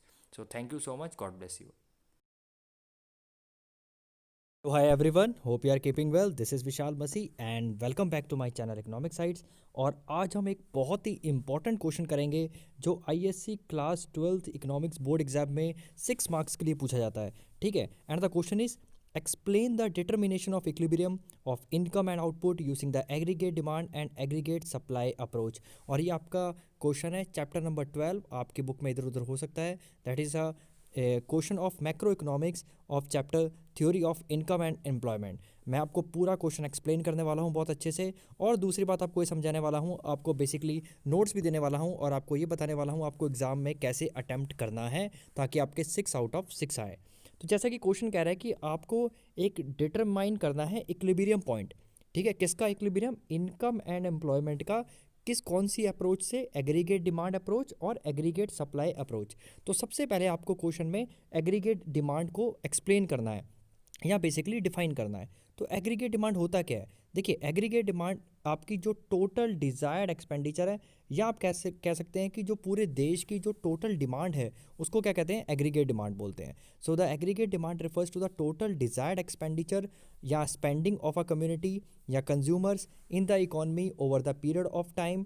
ठीक है, is called the aggregate demand. तो फिर से मैं बता रहा हूँ कि एग्रीगेट डिमांड होता क्या है। देखिए, एग्रीगेट डिमांड क्या है? आपकी टोटल डिज़ायर्ड एक्सपेंडिचर है या स्पेंडिंग कह लीजिए, किसकी? कम्युनिटी की, हम लोगों की, हम सारे कंज्यूमर्स की, किसी एक की नहीं। ठीक है, अगर किसी एक की होती है तो वो सिंपल क्या होती है? एक डिमांड होती है। लेकिन जब एग्रीगेट वर्ड जुड़ जाता है तो पूरे यहाँ पे जितने भी कंज्यूमर्स है बेसिकली वो सारे ही, सबकी ही डिमांड को बेसिकली कंसिडर किया जाता है इकोनॉमी में over the period of time. ठीक है, is called the aggregate demand. अब एग्रीगेट डिमांड का एक फॉर्मूला होता है, that is C plus I. ठीक है, यहाँ पे C stands for consumption and I stands for investment. मतलब पूरी डिमांड किसी देश की दो तरीक़ों से हो सकती है। एक तो हमारे द्वारा, जो दैट इज़ अ कंजप्शन, जो हम कंज्यूम कर रहे हैं। दूसरा, जितने भी फर्म्स हैं वो इन्वेस्ट करते हैं। अब इन्वेस्ट करेंगे तो डेफिनेटली वो किसी ना किसी चीज़ की डिमांड तो करेंगे, है ना। जब मान लीजिए वो एक प्लांट खोलेंगे, मशीनरी की डिमांड करेंगे, तो उससे भी एक डिमांड जनरेट होती है। ठीक है, और भी तरीके से डिमांड जनरेट होती है, आपकी गवर्नमेंट से भी होती है, एक्सपोर्ट इंपोर्ट से भी होती है। लेकिन यहाँ पे हम सिर्फ सी प्लस आई, बेसिकली इस क्वेश्चन को एक्सप्लेन करने के लिए हम कंजप्शन और इन्वेस्टमेंट को ही बेसिकली जो एग्रीगेट डिमांड में इंक्लूड कर रहे हैं। ठीक है, उसके बाद है आपका एग्रीगेट सप्लाई। अब एग्रीगेट सप्लाई बेसिकली क्या है? आपका टोटल प्रोडक्शन जो हमारे कंट्री में होता है। Okay, that is a total output of goods and services produced in an economy in an year. तो एक साल में जितना भी बेसिकली प्रोडक्शन होता है, that is simply called the aggregate supply, and basically it's a sum total of production of goods and services by all the outputs in the economy। ठीक है, और इसको किसके बराबर माना जाता है? y के बराबर माना जाता है। अब आप पूछेंगे सर y के बराबर क्यों माना जाता है? देखिए, y के बराबर इसके माना जाता है क्योंकि जितनी भी आप सप्लाई कर रहे हैं बेसिकली उससे क्या आएगी? इनकम आएगी। तो बेसिकली हम क्या करते हैं, जो जितना भी कंट्री में प्रोडक्शन हो रहा है वो क्या कर रहा है? इनकम को ही तो एक तरह का प्रोड्यूस कर रहा है या इनकम को ही जनरेट कर रहा है। तो जितना भी जो बेसिकली जो हमारे गुड्स एंड सर्विसेज प्रोड्यूस्ड हुए हैं, that is always equal to the income. उससे क्या होगी? हमारी जितनी इनकम होगी बेसिकली वो कहाँ से आएगी? वो हमारी सप्लाई से आएगी। ठीक है, that's why is A S और aggregate supply is equal to income. And income जो हमारा वाई है वो हर समय किसके बराबर होता है? Consumption plus saving. क्योंकि इनकम जो आपकी इनकम होगी, या तो आप उसे कंज्यूम कर लेंगे या तो आप उसे सेव कर लेंगे। ठीक है, I hope I am very very clear. और आप जैसे मैंने ये नोट्स लिखे हैं ना, ठीक है, वैसे ही आप सेम टू सेम 6 मार्क्स के लिए एग्जाम में लिखने वाले हैं। अब आ जाइए मेन क्वेश्चन की, क्योंकि हमें इक्विलिब्रियम पॉइंट पढ़ना है कि इक्विलिब्रियम क्या होता है, कौन सी ऐसी कंडीशन है या कौन सी ऐसी सेटिस्फेक्शन, कौन सा ऐसा पॉइंट है जो सेटिस्फाई होना चाहिए ताकि आप कह सकें कि that is a equilibrium point in the economy. तो वो कब होता है? When your aggregate demand is equal to aggregate supply. जब आपकी पूरे कंट्री की जो एग्रीगेट डिमांड है और एग्रीगेट सप्लाई इक्वल हो जाती है, that is called the point of equilibrium. So the intersection, मतलब जहाँ पे इंटरसेक्शन, यहाँ कहने का मतलब है यहाँ पे जब दोनों इक्वल हो जाएंगे। ठीक है, the intersection of aggregate demand and aggregate supply determines the equilibrium level of national income. तो बेसिकली कितनी हमारी नेशनल इनकम होगी वो डिपेंड करेगा कितनी हमारी डिमांड है पूरे देश की और कितनी हमारी सप्लाई है। जब वो इक्वल हो जाएगी, है ना, जब हमारी जो डिमांड है और सप्लाई के बराबर इक्वल हो जाएगी, तो उस पॉइंट पे जो भी हमारा level of income and output होगा, बेसिकली इनकम होगी, वो हमारी क्या हो जाएगी? नेशनल इनकम हो जाएगी, या उस पर्टिकुलर इनकम से हमारी जो नेशनल इनकम है वो डिटरमाइन हो जाएगी। ठीक है, लेकिन अब ऐसा ज़रूरी नहीं है कि आपको बहुत ईजिली जो है आपको ये जो पॉइंट ऑफ इक्विलिब्रियम मिल जाए। ठीक है, तो इसके कुछ अलग कंडीशंस भी हो सकती है। पहले आपको मैं डायग्राम से एक्सप्लेन कर देता हूँ। ठीक है, ये जो डायग्राम है आपकी सारी कंडीशंस जो है बताएगा, और सब कंडीशंस में बेसिकली इसका सॉल्यूशन क्या और इकॉनमी करेगी क्या। तो ये है आपका डायग्राम। ठीक है, ये डायग्राम है, कई बुक्स में सिर्फ ऊपर वाला डायग्राम मिलेगा आपको। ठीक है, लेकिन आप क्या कर सकते हैं, दोनों डायग्राम एक्सप्लेन कर सकते हैं, उसमें कोई बुराई नहीं है। तो सबसे पहले आपको ये बात ध्यान रखना कि जो एक्स एक्सिस है, जो आपका एक्सिस है, वो हर समय क्या करेगा, इनकम को शो करेगा या आउटपुट को शो करेगा, या कई बुक में एम्प्लॉयमेंट भी दिया होता है। तो बेसिकली जो एक्स एक्सिस है वो आपकी इनकम शो करेगा, आउटपुट शो करेगा या एम्प्लॉयमेंट शो करेगा। ठीक है, I hope I am very very clear till here. और आपका जो वाई एक्सिस है वो क्या शो करेगा, आपकी दो चीज़ें शो करेगी, एक तो आपका कंजप्शन शो करेगा, यहाँ पे इन्वेस्टमेंट शो करेगा, और नीचे वाला डायग्राम आपका सेविंग और इन्वेस्टमेंट शो करेगा। तो बेसिकली जो वाई एक्सिस है, आपकी जो वाई एक्सिस है वो टोटल क्या चीज़ें शो कर रही है, एक तो कंजप्शन, एक आपका इन्वेस्टमेंट और एक आपका सेविंग। तीन चीज़ें बेसिकली आपकी शो हो रही हैं। नीचे आपकी सेविंग शुरू होगी, शो होगी, और साथ साथ इन्वेस्टमेंट भी होगी। मैं बताऊंगा क्यों। और ऐसे ही आपका ऊपर कंजप्शन और इन्वेस्टमेंट। ठीक है, अब इसे बहुत ही एक अच्छे से समझना, बहुत सिंपल सा डायग्राम है। ठीक है, कोई भी इकोनॉमी में हम क्या करते हैं, जो इनकम होती है, जो हमारी सप्लाई से बेसिकली आती है, ठीक है, दैट्स वाई और we are always taking Y equal to A S. यहाँ कहने का मतलब है कि जो आपकी जो बेसिकली इनकम है वो एक लीनियर लाइन ले रखी है। कहने का क्या मतलब है, कोई भी इनकम होती है, किसी भी देश की इनकम होती है, किसी की भी इनकम ले लीजिए, वो कांस्टेंट से ही बढ़ती है ना। आप ऐसे नहीं होता कि एकदम ही अमीर हो गए, है ना, डायग्राम से एक यहाँ से एकदम अमीर हो गए, या बहुत ही ज़्यादा आपकी जो लाइन ऊपर एकदम ही स्ट्रेट हो गई, है ना। बेसिकली नेशनल इनकम और income increases okay at the linear level, मतलब कहने का मतलब है कांस्टेंट लेवल पे बढ़ती है। तो हम उसे क्या करते हैं, हम स्ट्रेट लाइन से हम एक तरह का मान लेते हैं कि जो हमारी इनकम ऐसे इंक्रीज कर रही है। ठीक है, अब हमारा ये है हमारी कंजप्शन लाइन। जैसा कि आपने कंजप्शन फंक्शन पढ़ा होगा, अगर नहीं देखा तो मैं उसका लिंक डिस्क्रिप्शन में दे दूंगा, वो वीडियो भी आप कंजप्शन फंक्शन पूरा पढ़ सकते हैं, तभी अच्छे से आपको समझ में आएगा। जो कंजप्शन फंक्शन आपने पढ़ा होगा कि जो कंजप्शन लाइन है, ठीक है, वो हमारी क्या होती है, ऊपर से स्टार्ट होती है। मतलब हमारी जो इनकम की लाइन है उससे ऊपर हमारी कंजप्शन लाइन होती है। क्यों? क्योंकि अगर आपकी इनकम ज़ीरो भी है ना, यहाँ पे इनकम ज़ीरो है देखो, लेकिन फिर भी आपका कुछ कंजप्शन होता है, जैसे हम ऑटोनॉमस कंजप्शन भी बोलते हैं। ओके, अगर आपकी इनकम ज़ीरो भी है फिर भी आप कुछ ना कुछ कंज्यूम कर रहे हैं, है ना। अगर आप मेरी वीडियो देख रहे हैं, अगर आप 12th क्लास के बच्चे हो, तो मुझे नहीं लगता आप में से कोई पैसा कमाता है। कोई कमाता है? कोई नहीं कमाता, लेकिन आप कंज्यूम करते हैं, तो हमारा जो कंजप्शन है वो भी बढ़ता रहता है। ठीक है, ओके ओके, भले हमारी इनकम ज़ीरो हो या ना ही हो, लेकिन एक पॉइंट पे आके हम इनकम जो है कमाएंगे, देखो तभी, इसलिए हमारी क्या है, इनकम है यहाँ से ज़ीरो से ऊपर जा रही है। ठीक है, और हमारा जो है बेसिकली कंजप्शन है। अब क्या है, देखिए, अब इन्वेस्टमेंट भी होता है ना, इकोनॉमी में इन्वेस्टमेंट भी होता है। यहाँ पे हम इन्वेस्टमेंट को एक स्ट्रेट लाइन से डिनोट कर रहे हैं। अब स्ट्रेट लाइन से क्यों डिनोट कर रहे हैं, जो आप स्ट्रेट लाइन देख पा रहे हैं, हम यहाँ पे ये मान रहे हैं कि जो आपकी इन्वेस्टमेंट है that is a autonomous investment. Autonomous investment कहने का मतलब है कि आपकी इन्वेस्टमेंट फिक्स है, भले आपकी इनकम वाई टू है, तब भी आपकी वही लेवल ऑफ इनकम है, मतलब यही लेवल ऑफ आपकी इन्वेस्टमेंट है।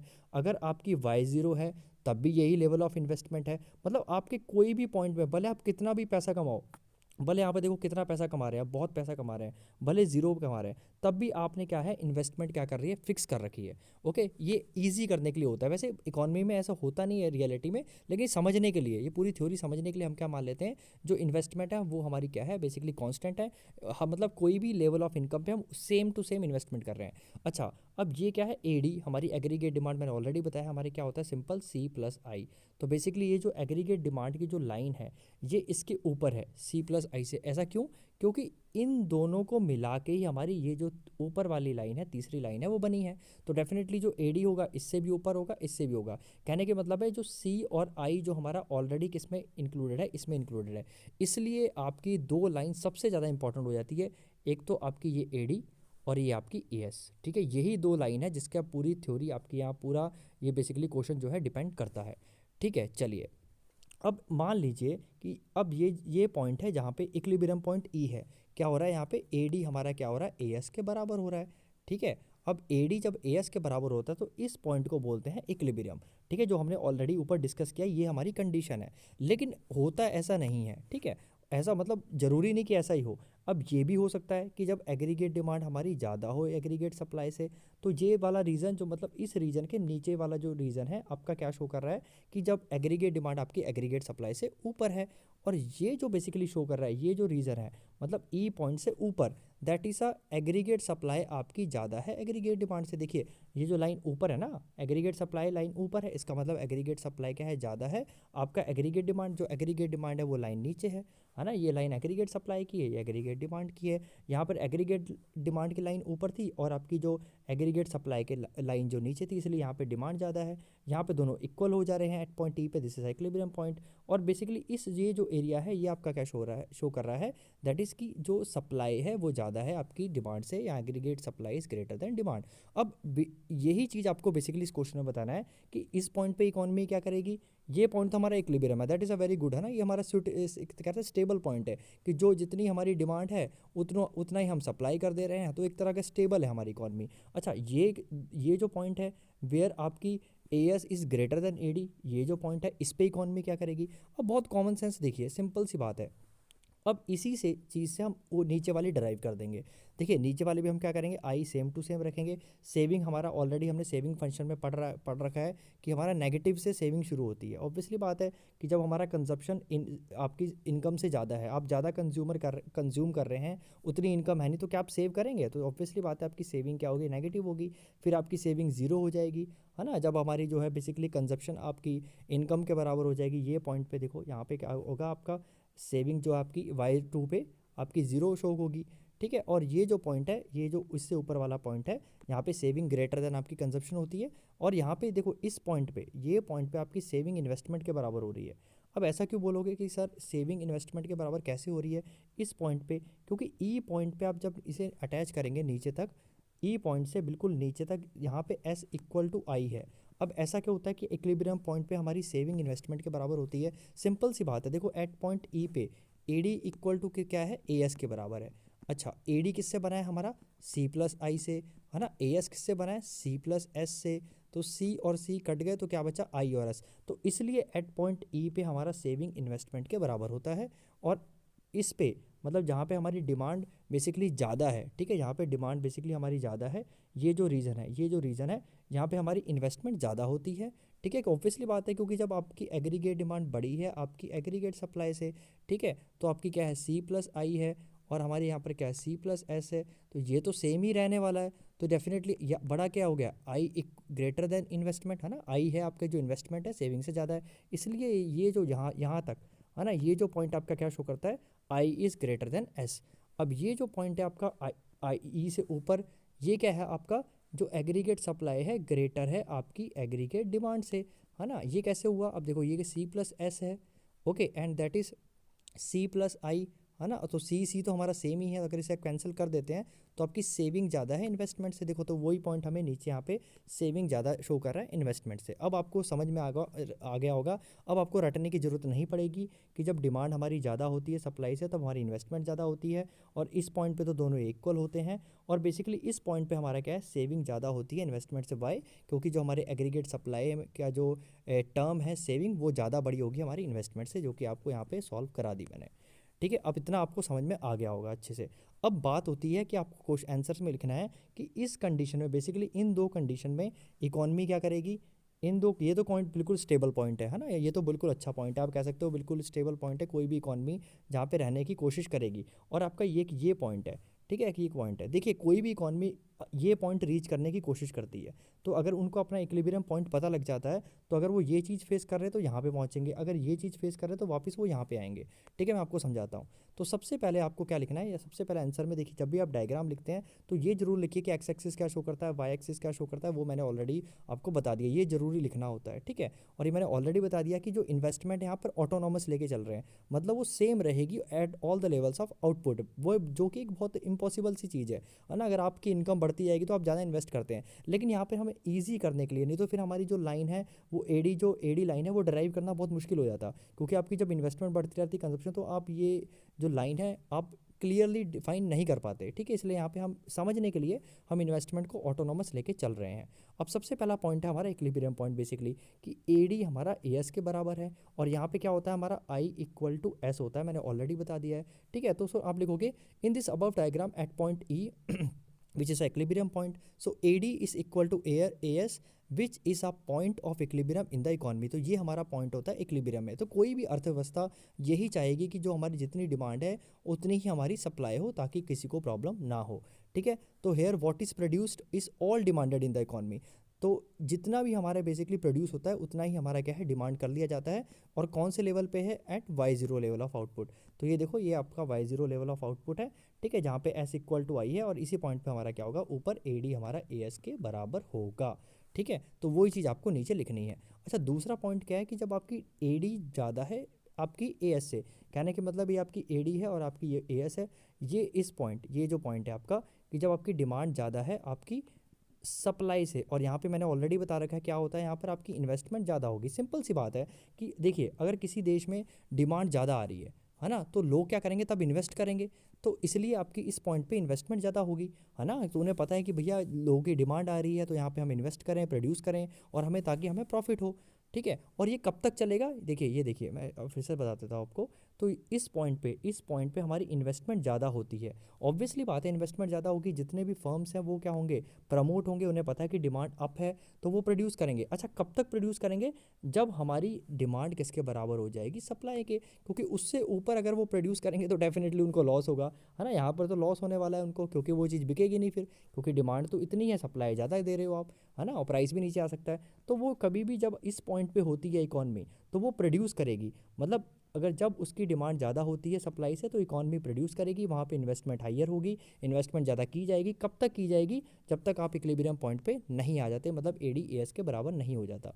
तो वही चीज़ बेसिकली हमने यहाँ पे एक्सप्लेन कर दी है। अब आ जाइए थर्ड पॉइंट पे, that is a last point, कि जब आपकी AD, ठीक है, आपकी जो AD है that is less than AS, means आपकी जो एग्रीगेट सप्लाई है वो ज़्यादा है आपकी एग्रीगेट डिमांड से। तो फ्रॉम द अबव डायग्राम, कभी भी आप जब आंसर लिखते हैं तो डायग्राम से रिलेट करके लिखेंगे कि it is above the point E। तो आपको ऑलरेडी पता है कि ये हमारी जो एग्रीगेट सप्लाई है, ठीक है, ये हमारी एग्रीगेट डिमांड है, तो ये E पॉइंट से ऊपर होती है हमारी, ठीक है। ये सारा पॉइंट हमारा क्या है, बेसिकली ये जो चीज़ शो कर रहा है। अब क्या है, here the supply is more, यहाँ पे सप्लाई ज़्यादा हो रही है ना, supply is more in the economy than the aggregate demand, मतलब यहाँ पे सप्लाई ज़्यादा है एग्रीगेट डिमांड के, hence the production of the goods will be cut short. तो ऑब्वियसली बात है, देखो बेटा यहाँ पे जब सप्लाई ज़्यादा हो रही है, मतलब प्रोड्यूस ज़्यादा हो रहा है, ज़्यादा कंपनियां सामान बना रही हैं और डिमांड कम है, तो यहाँ पे क्या करेगी इकॉनमी, क्या करेगी, अपना जो प्रोडक्शन है नीचे लाना शुरू कर देगी, है ना। जैसे कि कोविड में हुआ, है ना, लोग बिल्कुल घर पे बैठ गए तो डिमांड आई नहीं, तो ऑब्वियसली बात है सारे प्रोडक्शन यूनिट को बंद करना पड़ गया, है ना। तो ऑब्वियसली बात है कि जब आपकी सप्लाई ज़्यादा हो जाती है ना, मतलब सप्लाई ज़्यादा हो रही, कोई खरीद नहीं रहा है, तो उसको बराबर तो करना ही है, क्योंकि इक्विलिब्रियम पॉइंट पे लाना है ना हमें। तो इक्विलिब्रियम पॉइंट कैसे होगा, कि जब आपकी AS ज़्यादा है AD से, ऑब्वियसली बात है आप इसे कम कर देंगे। तो कब तक कम करेंगे, जब ये दोनों तब तक बराबर नहीं हो जाते, तो वो हमारा पॉइंट एट E आ जाएगा in the diagram, that is called the equilibrium point. तो बेसिकली यही होता है अर्थव्यवस्था में या कोई भी इकोनॉमी में, कि आपको बेसिकली क्या करना पड़ता है, आपको अगर आप यहाँ हैं तो यहाँ पे आएंगे कैसे, अपना प्रोडक्शन हाई करके, और यहाँ पे तो सही है, सब कुछ सही चल रहा है। अच्छा, यहाँ पे है तो यहाँ पे आपको वापस यहाँ पे आना पड़ेगा, वापस कब आएंगे, अपना जो बेसिकली आपका प्रोडक्शन कम करके या आउटपुट कम करके, ठीक है, ओके। और ये जो आपका बेसिकली क्या है, यहाँ पे इक्विलिब्रियम पॉइंट पे अगर यहाँ पे स्ट्राइक हो रहा है तो ये हमारा क्या है, y0 हमारा क्या है, इक्विलिब्रियम, ये हमारा इक्विलिब्रियम पॉइंट है, कौन से level of income, y0 level of income पे, ठीक है, या आउटपुट पे। तो this is what the question was saying, and this is how you have to write the answer. So hope you like this video.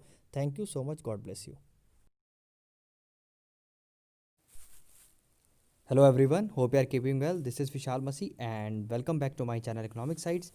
And today we will study the saving and investment approach. Basically इसका पूरा question होगा कि how the equilibrium level of income and output is determined in the economy, कि कैसे हम basically equilibrium level find करते हैं income और आउटपुट का इकॉनमी में, ठीक है। So this is the question you will get for 6 marks. जैसे कि आपको पता है theory of income and employment में जो चैप्टर 12 है आपका ISC क्लास 12 इकोनॉमिक्स में, इसमें 4 क्वेश्चन आपके इस साल 6 मार्क्स के लिए बहुत बहुत इंपॉर्टेंट है। जो पहला है आपका कंजप्शन फंक्शन, जो कि मैंने ऑलरेडी कंप्लीट कर दिया है, जिसका लिंक मैं डिस्क्रिप्शन बॉक्स में दे दूंगा, ठीक है। दूसरा क्वेश्चन जो आपके 6 मार्क्स के लिए इंपॉर्टेंट है, जैसे सेविंग फंक्शन। तीसरा और चौथा बेसिकली जो क्वेश्चन है, लास्ट के 2 क्वेश्चन हैं वो आपका इक्विलिब्रियम से रिलेटेड है, ठीक है। एक तो है आपका इक्विलिब्रियम जो हम करने वाले हैं अभी, that is saving and investment approach, और एक ऑलरेडी हम कर चुके हैं वो भी इक्विलिब्रियम में फाइंड करते हैं बट दूसरी अप्रोच से, ठीक है। जैसे ये सेविंग एंड इन्वेस्टमेंट अप्रोच है, उसमें क्या है AD एंड AS अप्रोच है, ठीक है, aggregate demand and aggregate supply approach. तो बेसिकली ये 4 questions are very very important for the 6 marks question in your exam, ठीक है, मैं फिर से रिपीट कर रहा हूँ, consumption function, saving function and जो लास्ट के दो question that is related to your equilibrium. Okay, how to get the equilibrium point in income and output using the aggregate demand and aggregate supply approach. And the last question is how to get the equilibrium in income and employment या output, okay, using saving and investment approach. ठीक है, almost same है, last में बस आपका ये जो approach है इनके नेम चेंज हो जाते हैं and that makes the question different. Okay, so let us start the 6 marks question. I will be explaining you, and the same notes which I will be explaining you can construct for your board examination, and definitely you are going to get the 6 out of 6 marks. So first of all you will write the statement. Okay, so according to this approach, equilibrium level of income and output is determined at the level where investment is equals to saving. कहने का मतलब है कि इस approach में आपका equilibrium point कब आएगा, जब आपकी सेविंग किसके बराबर हो जाएगी, इन्वेस्टमेंट के बराबर हो जाएगी. अब आप पूछेंगे सर ये कैसे हो सकता है. देखिए सिंपल सी बात है कि जो आपकी एग्रीगेट डिमांड है, जो कि हमने प्रीवियसली, अगर आपने वीडियो देखी होगी तो आपको अच्छे समझ में आएगा कि एडी हमारा क्या होता है. एडी हमारा होता है C plus I, that is consumption plus investment. And A S क्या होता है हमारा, कंजप्शन प्लस आपका सेविंग. ठीक है, कंजप्शन प्लस सेविंग. तो अगर हम इन दोनों को इक्वल रखते हैं, that is C plus I equal to C plus S. और आपको पता है इक्वल क्वांटिटी दोनों में कैंसिल आउट हो जाती है. सो यहाँ पे आई इक्वल टू एस हमारा पॉइंट मिल जाएगा, that is a equilibrium point. Okay, so this is a equilibrium point in the saving and investment approach. Okay, जो हम पढ़ रहे हैं बेसिकली, तो आपको ऐसे ही लिखना है. ठीक है, but you have to use the 2 pens. I have only use 1 pen here just to make it simple. Okay, fine. And diagram always you have to draw with the pencil. Fine. So let us understand with the help of the diagram. अब आपको ऐसे ही लिखना है कि let us understand with the help of diagram. अब basically हम क्या करेंगे, जो एग्रीगेट डिमांड है और आपका एग्रीगेट सप्लाई है, सेविंग है, इन्वेस्टमेंट है, कंजप्शन है, अब इसको एक ही डायग्राम पे हम रिप्रेजेंट करेंगे. ठीक है, और एक बात बता दूं, ये सेम डायग्राम आपका एडी और एएस अप्रोच के लिए भी जाएगा. ओके, कहने का मतलब है उसको, अगर आपका इक्विलिब्रियम लेवल आपका एडी एएस अप्रोच भी आता है तो डायग्राम आपका दोनों के लिए सेम ही है. अब देखिए डायग्राम को आप थोड़ा सा अच्छे से समझिएगा. ठीक है, आई होप उतना क्लियर नहीं बना मुझसे, लेकिन आई होप कि आपको मैं समझा पाऊंगा अच्छे से. देखिए सबसे पहले आपको लिखना है कि भैया एक्स एक्सिस और वाई एक्सिस शो क्या कर रहा है. देखिए एक्स एक्सिस शो कर रहा है आपका इनकम एंड आउटपुट. ठीक है, और वाई एक्सिस हमारी 3 चीज़ें शो कर रहा है. एक तो कंजप्शन, ये कंजप्शन हो गया. ठीक है, देखिए यहाँ पे कंजप्शन है, और एक आपका इन्वेस्टमेंट है और इन्वेस्टमेंट भी शो हो रहा है. ठीक है, एक आपका सेविंग भी शो हो रहा है, ये पूरा वाई एक्सिस ही है बेसिकली. ठीक है, हमारा जो सेविंग है वो भी शो हो रहा है, और हमारी बेसिकली क्या हो रहा है, एग्रीगेट डिमांड भी क्या हो रही है, शो हो रही है. ठीक है, ये 4 चीज़ें 5 चीज़ें जो भी हैं हमने लिख दी एज पर द डायग्राम. ये लिखना बहुत बहुत इंपॉर्टेंट है. ठीक है, otherwise you are going to lose marks. सो आप एक बार डायग्राम देख लीजिए. ठीक है, एक्स एक्सिस में हमने क्या शो किया, इनकम एंड आउटपुट. ठीक है, इवन कई बुक में एम्प्लॉयमेंट भी होता है, इनकम आउटपुट या एम्प्लॉयमेंट. वाई एक्सिस में हमने क्या शो किया है, saving, investment, consumption and aggregate demand. ठीक है, और नीचे वाले में हमने सेविंग एंड इन्वेस्टमेंट शो कर रहा है. और यहाँ पे एक चीज़ ध्यान रखनी होगी, जो इन्वेस्टमेंट है दैट इज़ ऑटोनॉमस इन्वेस्टमेंट. आपको मैं ब्रीफली बता देता हूँ ऑटोनॉमस इन्वेस्टमेंट. मैंने प्रीवियस वीडियो में भी एक्सप्लेन किया था कि जब आपकी इन्वेस्टमेंट कांस्टेंट रहती है, मतलब भले ही आपकी इनकम इतनी हो, भले ही आप इनकम बढ़ती जाए आपकी, लेकिन आपकी क्या है, इन्वेस्टमेंट सेम रहेगी. अब ऐसा क्यों होता है, कि ऐसा क्यों रखा जाता है. देखिए इसको इसलिए रखा जाता है ताकि इस मेथड को, इस थ्योरी को हम सिंपली बहुत अच्छे से समझ सकें. अगर मान लीजिए आपकी जो इन्वेस्टमेंट है वो इंड्यूस्ड है, या आपकी जो इन्वेस्टमेंट है वो इनकम के साथ बढ़ रही है, तो ये कर्व भी आपका ऐसा चला जाएगा, विच ये जो फिर पूरा कर्व है जो बहुत कॉम्प्लेक्स हो जाएगा. It will be very difficult to basically understand it. ठीक है, अब थोड़ा सा डायग्राम पे नज़र डालते हैं, आपको समझाता हूँ. जैसा कि आपको पता है कि हर समय जो आपकी वाई है वो हम किसके बराबर मानते हैं, एग्रीगेट सप्लाई के. ये माना जाता है कि इनकम कैसे जनरेट होती है, प्रोडक्शन से. तो प्रोडक्शन है क्या, बेसिकली हम जितना कुछ सप्लाई कर रहे हैं, इसलिए हम इनकम को वाई एस या इनकम को ए एस के बराबर मान लेते हैं. ठीक है, इसलिए यहाँ पे देखो y equal to A S equal to C plus S, and it is always 45 degree to X axis. ऐसा क्यों होता है, क्योंकि हम ये मान के चलते हैं कि कोई भी देश की इनकम या किसी भी कंट्री की इनकम जो है वो कांस्टेंट एक लीनियर टर्म्स, या एक कह सकते हैं कांस्टेंट उससे ही बढ़ती है, कांस्टेंट एक रेशियो से ही बढ़ती है. और ऐसा होता भी है, आप ऐसा नहीं होता कि रातों रात ही अमीर हो जाते हैं. तो बेसिकली हम यही मान के चलते हैं कि इनकम हमारी विद टाइम बिंग हमारी जो है एक लेवल पे इंक्रीज हो रही है. तो वी टेक द एक कांस्टेंट एक मान के चलते हैं कि लीनियर एक लाइन लेके चलते हैं, angle at 45 degree to X axis. Okay, यहाँ तक समझ में आ गया. फिर आपको पता है कि ये जो लाइन है C, that is a consumption line. जो बेसिकली कंज्यूमर कंज्यूम कर रहा है, और ये आपकी इन्वेस्टमेंट की लाइन है। तो जैसे कि आपको पता है कि एग्रीगेट डिमांड क्या होता है बेटा, सी प्लस आई होता है ना। तो इन दोनों को जब ऐड करेंगे तो हमारा क्या आ जाएगा, एग्रीगेट डिमांड, जो कि यहाँ पे शो कर रखा है। तो इसलिए ये जो कर्व है आपका एग्रीगेट डिमांड इन दोनों के ऊपर लाई कर रहा है। ठीक है, अगर आपको आपको अब समझ में आ रहा होगा डायग्राम कि ये एडी इन दोनों के ऊपर क्यों है, क्योंकि बेसिकली इन दोनों का समेशन ही एडी है, इसलिए ये ऊपर लाई कर रहा है। ठीक है, मेरा डायग्राम शायद आपको थोड़ा सा प्रॉब्लम हो रही हो कि समझने में, लेकिन आई होप कि आप समझ जाएंगे अगर थोड़ा सा ध्यान से देखेंगे। ठीक है, अब ये पॉइंट है इक्विलिब्रियम। इक्विलिब्रियम पॉइंट क्या होता है कि यहाँ पे एडी हमारा किसके बराबर है, एएस के बराबर है ऊपर डायग्राम में, और उसी के कॉरस्पॉन्डिंग आपको क्या मिलेगा, हमारी सेविंग इन्वेस्टमेंट के बराबर मिलेगी। ठीक है, क्यों मिलेगी मैंने ऑलरेडी आपको स्टार्टिंग में बता दिया था, क्योंकि हमारा जो कंजप्शन है वो कैंसिल हो जाएगा, तो इसकी वजह से दैट्स वाई जो एडी जहाँ पे एएस के बराबर होगा वहाँ पे हमारा सेविंग नीचे इन्वेस्टमेंट के देखो बराबर है। ठीक है, यही चीज़ आपको इंपॉर्टेंट है, तो यही बेसिकली हमारा इक्विलिब्रियम पॉइंट है। लेकिन यहाँ पे हमें सेविंग को ज़्यादा सेविंग और इन्वेस्टमेंट से बेसिकली एक्सप्लेन करना है, लेकिन आपको ये चीज़ें भी शो करनी पड़ेंगी। अब देखो इक्विलिब्रियम से इस साइड का पॉइंट देखो आप। ठीक है, टू द लेफ्ट बेसिकली क्या है आपका, एग्रीगेट डिमांड ज़्यादा है आपकी एग्रीगेट सप्लाई से। ठीक है, तो ऑब्वियसली बात है, देखो अब इसमें क्या होगा कि अगर सी तो कट जाएगा तो बचा क्या, आई और एस। तो अगर एग्रीगेट डिमांड ज़्यादा है तो मतलब हमारी इन्वेस्टमेंट ज़्यादा होगी, इसलिए यहाँ पे देखो इन्वेस्टमेंट ज़्यादा है।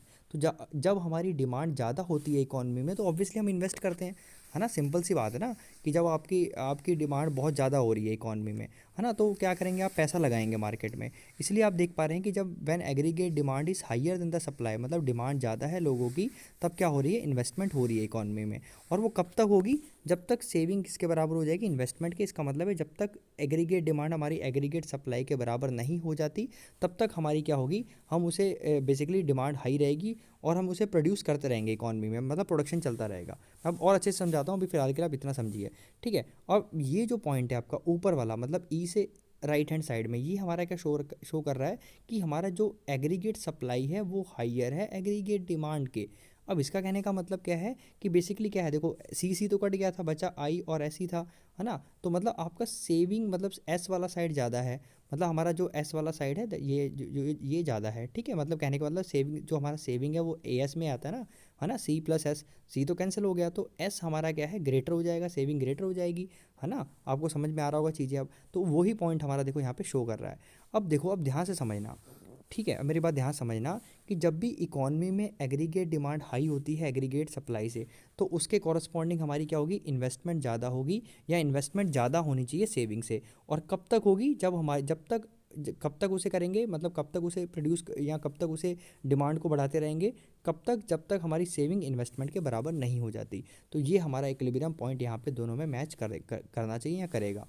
अब तीसरे पॉइंट में देखो क्या है कि मान लीजिए ये एक सिचुएशन, अब ये सिचुएशन क्या है कि आपकी एग्रीगेट सप्लाई ज़्यादा है एग्रीगेट डिमांड से, है ना। आप देख सकते हैं कि आपका जो एग्रीगेट सप्लाई कर्व है वो आपका ऊपर है आपके एग्रीगेट डिमांड से। अब यहाँ पे प्रॉब्लम क्या आ रही है, इस पॉइंट से राइट ऊपर वाले में, इस पॉइंट में ये दिक्कत आ रही है कि लोग क्या कर रहे हैं, स्टॉक मतलब जो चीज़ें हैं मार्केट में बिक नहीं रही, है ना, और डिमांड कम है। तो उसकी तो क्या होगा, डेफिनेटली ये प्रॉब्लम आएगी फिर कि हमें जो अपना प्रोडक्शन है वो कम करना पड़ेगा, क्योंकि तभी तो हम मैच कर पाएंगे एडी को। तो अगर हम इस सिचुएशन में हैं, मतलब इससे ऊपर हैं, तो हम क्या करेंगे, प्रोडक्शन कट करना, प्रोडक्शन शॉर्ट करेंगे। तो प्रोडक्शन शॉर्ट करेंगे तब, कब तक शॉर्ट करेंगे, जब तक हमारी एडी हमारी एएस के बराबर नहीं आती, क्योंकि हमें इक्विलिब्रियम पॉइंट अचीव करना है। ठीक है, मेरी बात समझ में आ रही होगी। तो पर्टिकुलर इस चीज़ में हमारी होगा क्या कि हमारी सेविंग ज़्यादा हो रही होगी इन्वेस्टमेंट से। ठीक है, इस पॉइंट पे लोग क्या करेंगे, डेफिनेटली सेव करेंगे, इन्वेस्ट नहीं हो रहा, मतलब हमारी जो एग्रीगेट सप्लाई अगर ज़्यादा है डिमांड से, इसका मतलब हमारी सेविंग ज़्यादा हो रही है इन्वेस्टमेंट से। तो to achieve the equilibrium point we have to come down. ठीक है, हमें अपने प्रोडक्शन को शॉर्ट करना पड़ेगा, मतलब हमें अपने बेसिकली जो सप्लाई को कम करना पड़ेगा, ताकि हम क्या करें, एडी के बराबर आ जाएं। ऑब्वियसली बात है, मान लीजिए जब ये अब ज़्यादा हो रही है आपकी, तो आप क्या करेंगे, डेफिनेटली बात है, इसको शॉर्ट कर देंगे ताकि ये दोनों बराबर हो जाएं। ठीक है, तो शॉर्ट करने का मतलब है नीचे आएंगे, तो यहाँ वहाँ पे इक्विलिब्रियम पॉइंट पे आ जाएंगे।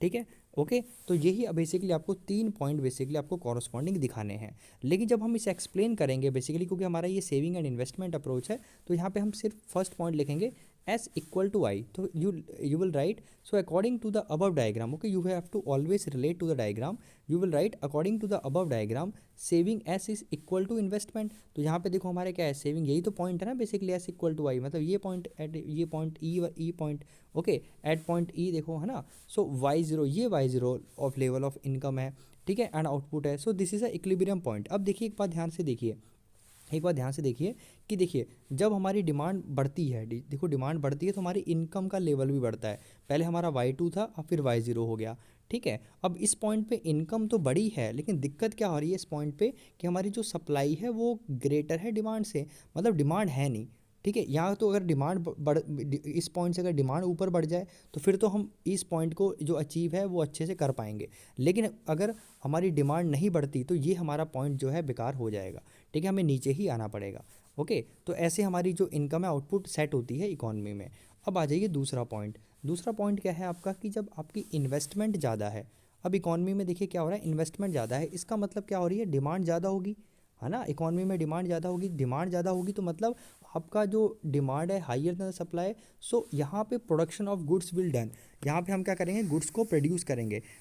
अब कब तक प्रोड्यूस करेंगे, जब तक हम पॉइंट ई पे पहुँच जाते हैं, मतलब हमारे जो जब तक हमारा जो एग्रीगेट डिमांड एग्रीगेट सप्लाई के बराबर नहीं आ जाता, मतलब हम ऊपर वाले पॉइंट पे ई तक आएंगे at the Y0 level of income, ठीक है. जो आप देख भी पा रहे हैं कि हम क्या करेंगे, अगर इस पॉइंट पे हैं पर्टिकुलरली, इस स्टेज पे हैं या इस स्टेज पे हैं, तो हम कब तक आएंगे, यहाँ तक आएंगे, यहाँ तक हम बेसिकली प्रोड्यूस करते रहेंगे और ये हमारा कॉरस्पॉन्डिंग इनकम लेवल हमारा सेट हो जाएगा इकोनॉमी में, ठीक है, which is a equilibrium point. Okay, अब मान लो कि तीसरी कंडीशन में है कि जब हमारी सेविंग ज़्यादा हो रही है इन्वेस्टमेंट से, मतलब यहाँ पे सप्लाई है ज़्यादा है, लोग डिमांड कर नहीं रहे, तो हम क्या करना पड़ेगा, हमें प्रोडक्शन शॉर्ट करना पड़ेगा, हमें अपनी प्रोडक्शन कैपेसिटी रिड्यूस करना पड़ेगी. कब तक करनी पड़ेगी, जब तक हम पॉइंट ई पे नहीं आ जाते, मतलब एग्रीगेट डिमांड एग्रीगेट सप्लाई के बराबर नहीं हो जाता और हमारा एस इक्वल टू आई के बराबर नहीं हो जाता, मतलब सेविंग इक्वल के इन्वेस्टमेंट तक नहीं हो जाती, तब तक हम करेंगे eight Y0 level of income और वहाँ पे हमारा जो Y0 है वो हमारा सेट हो जाएगा. तो कहने का मतलब क्या है, सिंपल सी बात है, जब हम इस पर्टिकुलर ई से ऊपर होंगे तो हम क्या करेंगे, अपना प्रोडक्शन शॉर्ट कर देंगे. इस पे तो हम इक्विलिब्रियम है ही, ठीक है, और इस पे पर्टिकुलर क्या होगा, हम क्या करेंगे, प्रोड्यूस ज़्यादा करेंगे. कब तक करेंगे, जब तक हम बेसिकली इस पॉइंट पे नहीं आते. तो अगर इस पे हैं तो बहुत अच्छा है, अगर यहाँ है तो हम प्रोड्यूस करेंगे, अगर ऊपर हैं तो हम प्रोड्यूस नहीं करेंगे, ठीक है, ऑब्वियसली बात है, क्योंकि हमारी डिमांड वो हो जाएगी. और ये अगर मान लो अगर इस पॉइंट पे तो हमारी इनकम का लेवल ये होगा, अगर इस पॉइंट पे तो हमारी इनकम का लेवल ये होगा, अगर इस पॉइंट पे हमारी इनकम का लेवल ये होगा. अब आप पूछेंगे सर ये कंडीशन तो सही नहीं है क्योंकि प्रोडक्शन कैपेसिटी कम करनी पड़ रही है, तो Y1 इनकम क्यों है, ये तो ज़्यादा हो रही है इससे, है ना. ये तो अच्छी चीज़ है कि इनकम ज़्यादा है, लेकिन प्रॉब्लम है कि इनकम ये शॉर्ट लिव्ड है ना, शॉर्ट लिव्ड है. ये ज़्यादा इसलिए क्योंकि हमारी सप्लाई ज़्यादा है ना. ये प्रोडक्शन साइड वो इनकम फुलफिलमेंट नहीं हो पाएगी अच्छे से जब तक डिमांड उसे पूरा नहीं करेगा, ठीक है. I hope you are clear. तो ज़्यादा बेटर ये इकॉनमी में मानी जाएगी Y0. Okay, so thank you so much and once you can go with these notes and same way you are going to write in the exam and definitely you are going to get the 6 marks. So कोई भी doubt हो please do comment. So thank you so much, please do share and like, comment. Thank you so much.